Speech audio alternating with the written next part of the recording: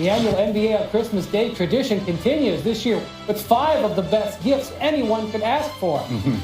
All right, let's talk something you know about, James. Your Lakers started this season off strong, but they've dropped 9 of 10. There were very low expectations for this team prior to this season, but they're playing better than you thought, maybe? Yes, I think they started out playing better than we thought. Although we always talked about what happened when adversity hits. Now, they were winning some games, but they still weren't playing as well as they should, giving up a lot of points in the paint, a lot of transition buckets. But they bought into the system, and that was a beautiful thing. They started to play defense. They were connected. I still think it's early enough for them to get back on track. You know, they're getting some players back. They had 30 assists in the last game against Cleveland. That's how they have to play until they can get a superstar player to go along with the youth. I expect them to, chip away and get back to playing some consistent ball. If the season ended today, it's still a massive success. You feel like the organization is moving in the right way. You feel like you've got young players that we can believe in and believe in their growth.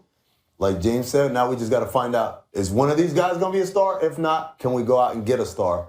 But I don't think there's anything that the Laker fans should hold their heads over. This is a team moving in the right direction. Won more games than I thought they would at this point. They got a great young team. They're going in the right direction.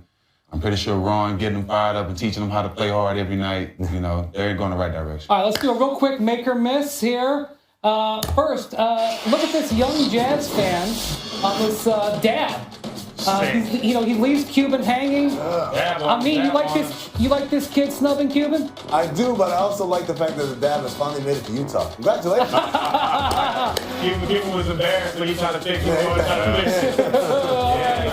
You got this. All right,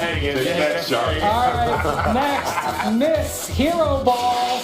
Russell Westbrook had this amazing pass over the weekend, a.k.a. the Sham God. He put up 46 points last night, but the Thunder lost to the Hawks. Steven, is Westbrook's end-of-game dominance hurting OKC?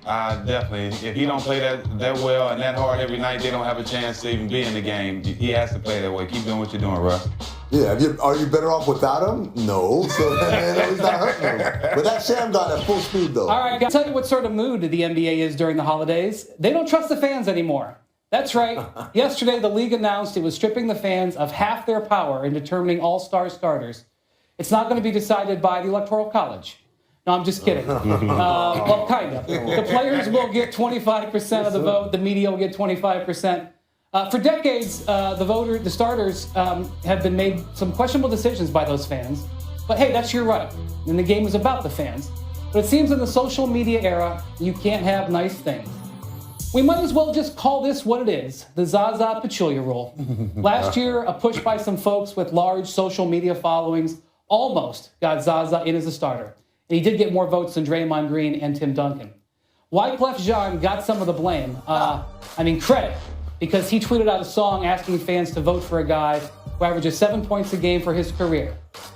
It was essentially a prank that called to mind those glorious pre-Twitter days when America used their landline phones to punk American Idol by voting for Sanjaya week after week. What's American Idol? But Drake used his social media followers to help Kyle Lowry get elected last year, beating out Kyrie Irving and John Wall at the last minute.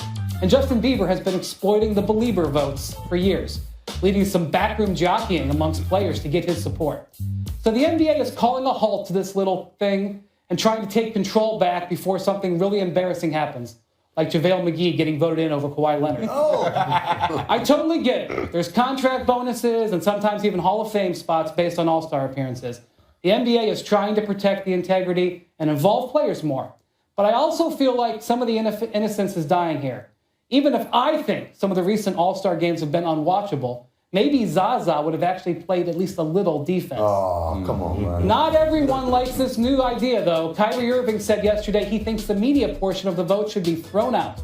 I can certainly attest that Kyrie is no fan of the media, even if we did, vote him Rookie of the Year and the All-NBA team. You're welcome. I guess those votes shouldn't go in the trash.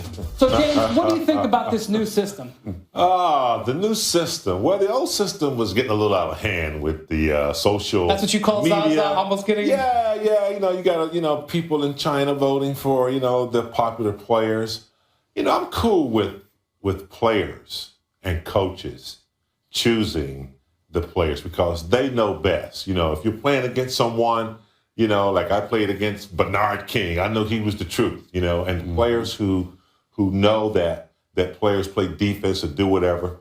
But you got to give the fans, what they want. The media, is the media included like Charles Barkley and Kenny Smith and guys like that? Sure, why not? Well, then, then I'm okay with that. So players, ex-players, fans, and maybe a couple of media guys. Couple media guys, who understand, the game and maybe have softer than Kyrie. played. I'm a little different though. Okay. I think I'm gonna go with the coaches and the league for the simple fact that the coaches coach these players. Their opinion is not going to be biased because they can send their whole team to the All-Star game. Players can vote for themselves. I don't think players should vote at all. I think it should be coaches and Coaches get to vote league. the reserves. Well, the league actually takes stats. They really pay attention to the games. Coaches coach these guys. I think players, they got friends, they got certain guys they want to. I don't think they should vote.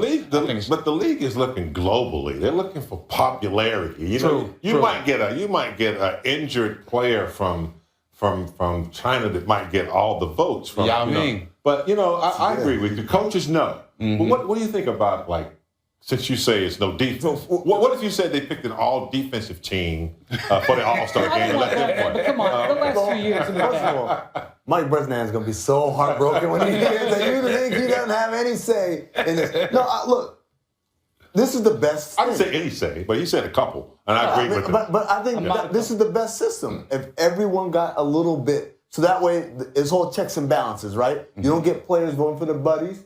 You don't get teams voting for, definitely you don't want the teams because there are all-star bonuses that are tied into contracts. You might have some playing around there. You don't get fans doing I hate the social media vote. The fact that I can just put hashtag NBA vote and then do that a billion times over. Think of all your followers. You're an influencer. I am an influencer. I got Star Wars trending.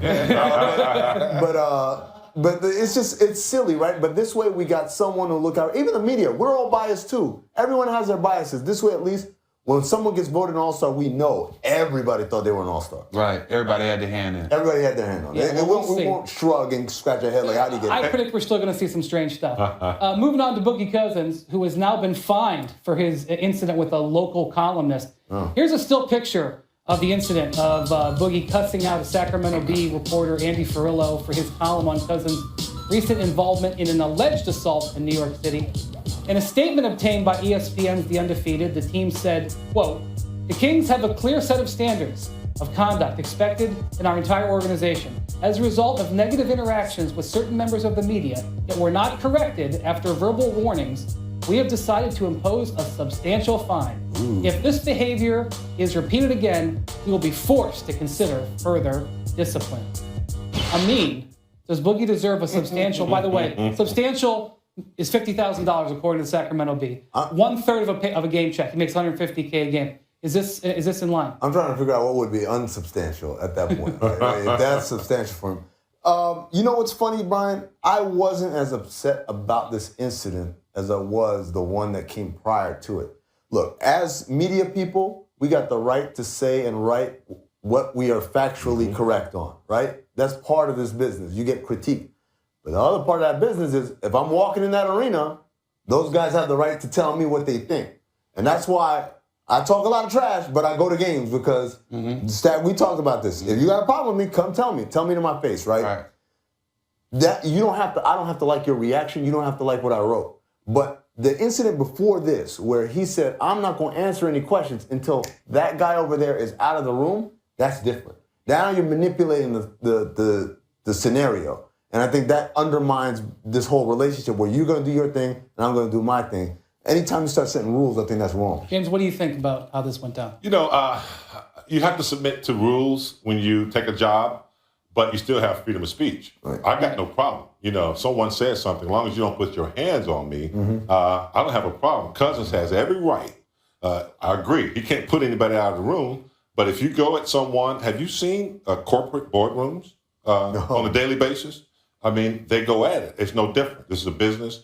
You can say what you want to about DeMarcus, but he has a right to say, look, I didn't like what you wrote. Whether he's right or wrong, he has that right. No, he doesn't have the right because he got fined $50K. Well, Yeah, well, $50K, that's the consequence he had to pay. But He you didn't have the know, right. sometimes it's worth it because you defended your family. I've had certain situations with media where we were on the same page because you come in the game and ask a guy a question, he's riled up from a tough loss. He gonna say some things that he might not mean, or just say the first thing that come to his mind. But when you're talking about family, I think it's different because you can talk about me all you want. You're here critiquing my game and my team, but my family, I think that's kind of off limits. But at the same time, that man has a job to do, and the respect has to be both ways. I think 50,000 is a little steep too. Substantial. Yeah, I think unless I got to choose, go to my charity. or something. $17 million a year, by the way. He made. That's something that needs to be looked at. Hey, listen, a couple weeks ago, Mark Cuban, I don't believe was fined anything for banning media from the building, which I think DeMarcus should bring up. If we're, Yeah, if I that's a lot worse. You're right. That's a if I lot were his worse. defense attorney.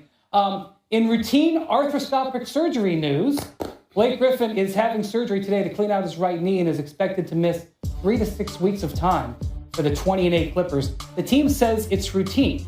However, he missed 47 games last year with an array of injuries. To me, guys, there's no such thing as minor knee surgery. But Stax, let's start with you. Should the Clippers consider trading Blake Griffin considering all these injury problems? Well, I mean, we talked about it too. Like, there's really nothing. No one is going to want Blake right now, coming off out 6 weeks. I disagree with that. I think people want him. Well, some people might want him, but it's not a team that's in the hunt that's going to want him.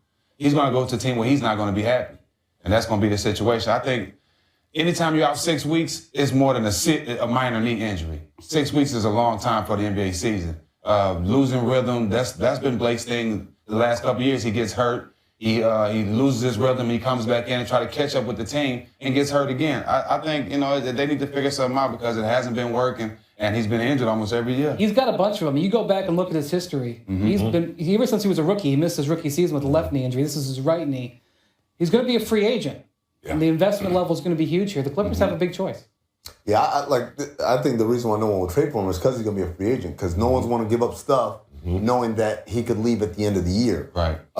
But I still think he's a very good player, and this is a very good team. The saying that I've been saying all year long, it takes a wet spot and a well-timed kick to the groin, and you might be NBA champion. So when you're knocking on that door, I don't know if you can give up on it just because, it doesn't look like it's going to happen. How long you going to knock on the door to somebody open, though? I mean, you got to be there. You got to be by the door there. Like, if you take 10 steps away from the door, you're not closer to walking through it. See, You could use the Clippers could use a doorbell or something. They've been knocking for a minute. James, you know the Clippers pretty well. I don't know. When I saw Blake Griffin as a rookie, when he came into the league, he had this, I thought was a ridiculous workout routine where he was carrying tires and putting a lot of stress on his body and knees. And I said then, I was like, I don't like that. And I don't know if that's the result of his workout, but when he was out last year, they played well without him. So the Clippers know that they can win without him. But right now, I don't think you're going to get anything right now. I know he's going to be a free agent. Now's the time to get something if you're going to get something. But I'd say keep it together right now. They're playing very well. I thought the year they should have won, the year they got injured, they had a chance to do it. But the chemistry seems to be pretty good right now. They're playing good. They got a good coach over there that might be able to pull it together. I don't think anybody's going to take those injuries. That's tough. I think we'll be talking about this more in the coming weeks. The jump's not over yet. Coming up,